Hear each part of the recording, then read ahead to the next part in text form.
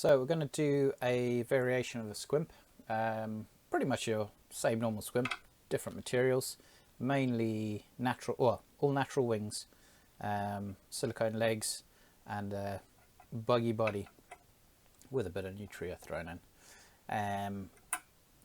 Doing a batch of them at the moment, so I said I'd do a quick video at the same time. So the hook itself is the SA220 ahrex, size 4 on this one. Sorry, I haven't done the 2s yet, so this is a size 4s.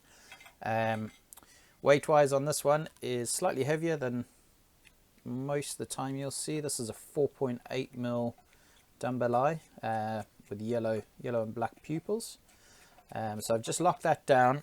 I generally line it up just only a touch forward of the hook point, which gives a bit more space to work in the back.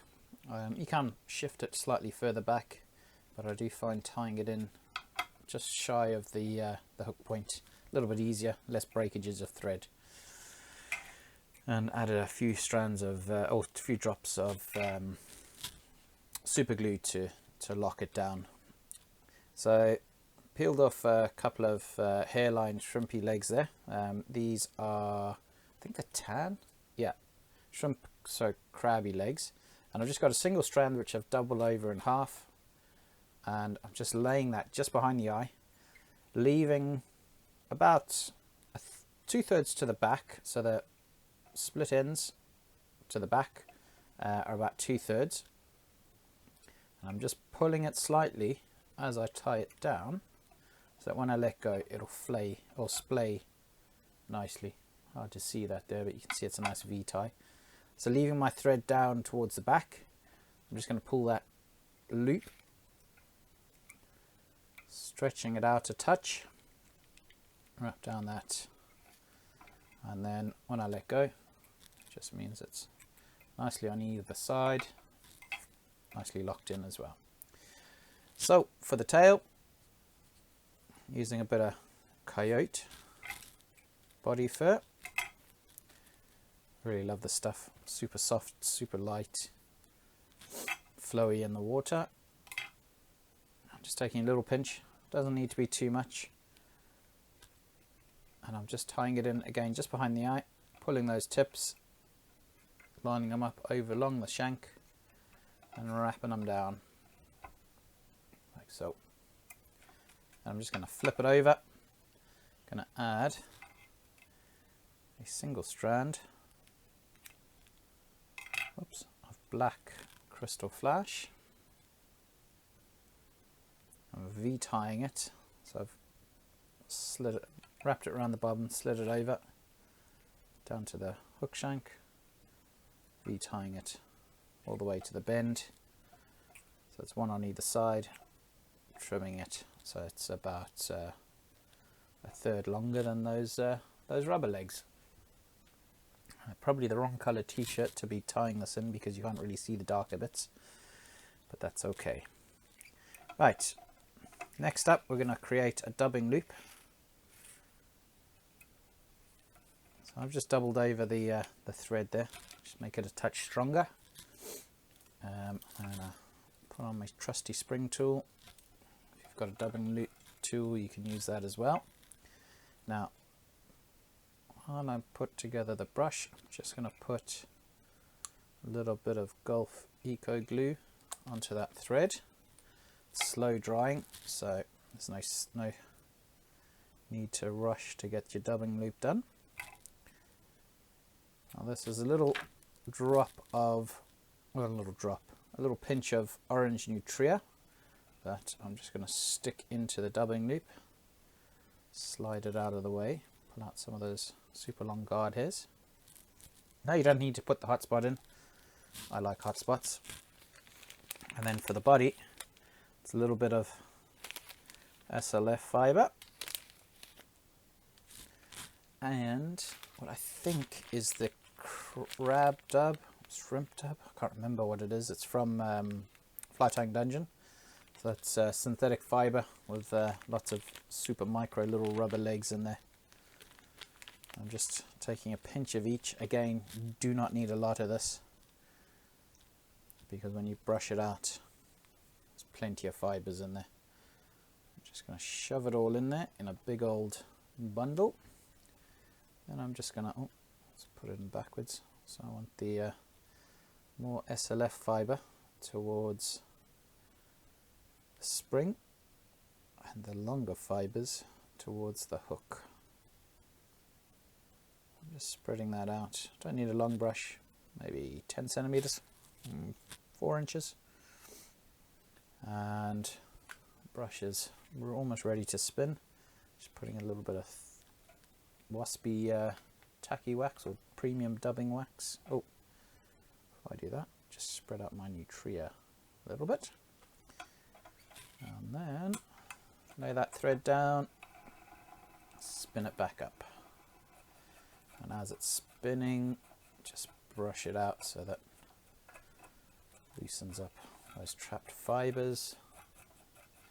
Again, you can see how sparse this brush is when you look at it on the thing, and you'll think that's not going to do much. Some of the super long ones there, but once you wrap it and you see how long how buggy it actually makes the body, you'll sort of learn that less is more with this stuff. This little really does go a long way. So I'm just winding it, touching wraps up to the eye. Then I'm going to figure it 8 over the eye. And then, oh, what have I done? I've done one too many wraps here.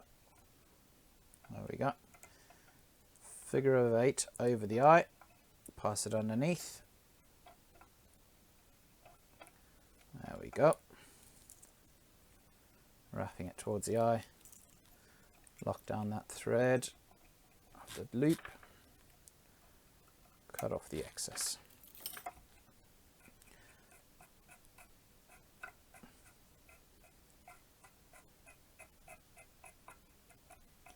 And then just brush out any of the loose bits.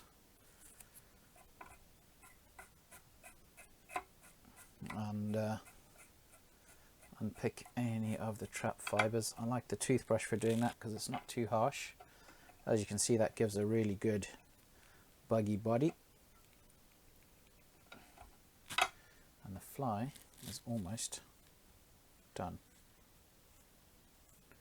So this is Arctic Fox in a tan. Again, just really small pieces, all that's needed, because you don't want the wing to be too heavy.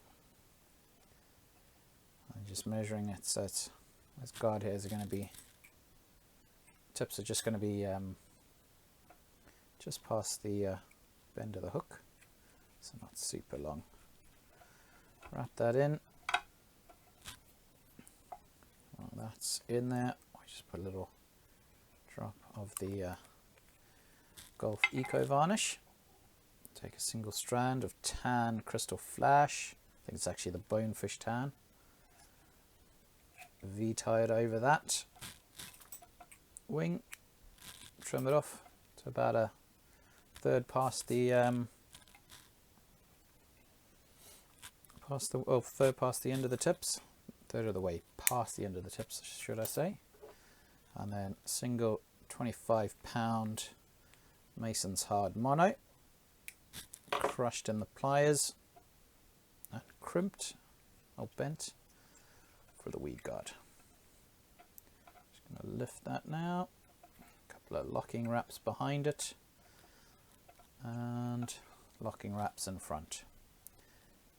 Now we're going to take our other shrimpy leg and I'm going to tie it so that the tip only just kind of lines up with the bend of the hook. Don't want it to be too long. 3 locking wraps, then fold it over.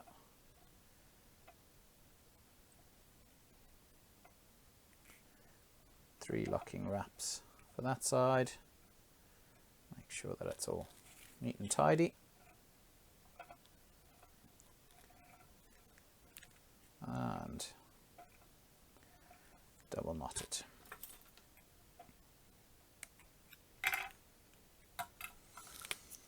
colour that thread.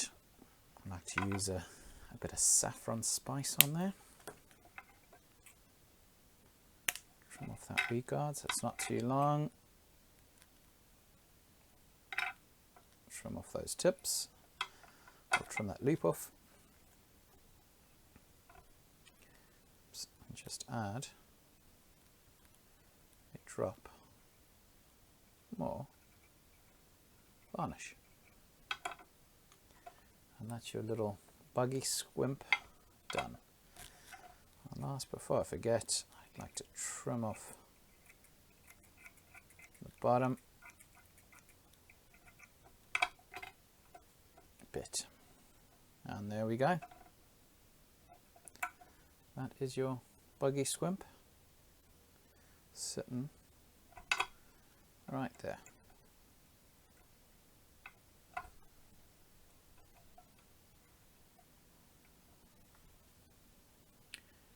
And that'll catch bones, permit and triggers. Might need to beef the hook up for a trigger, but might get lucky as well. Anyways, thanks for watching. On to the next video.